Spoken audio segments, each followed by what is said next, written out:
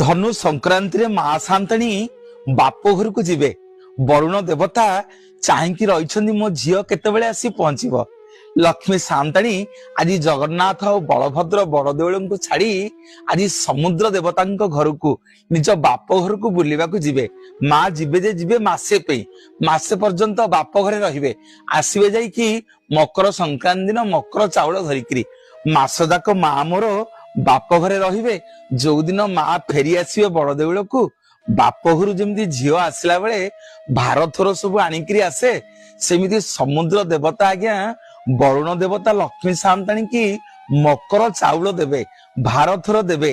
ଏଇ ଗୋଟିଏ ମାସ ରହିକିରି ମୋ ମା ସାନ୍ତାଣୀ ଯାହା ଆଣିବେ, ବଡଦେଉଳରେ କାଳିଆ ସାନ୍ତ ଆଉ ବଳଭଦ୍ର ବଡ ଠାକୁର ବର୍ଷ ଯାକ ବସିକିରି ତାଙ୍କରି ଶ୍ୱଶୁର ଘର ଧନ ଖାଇବେ।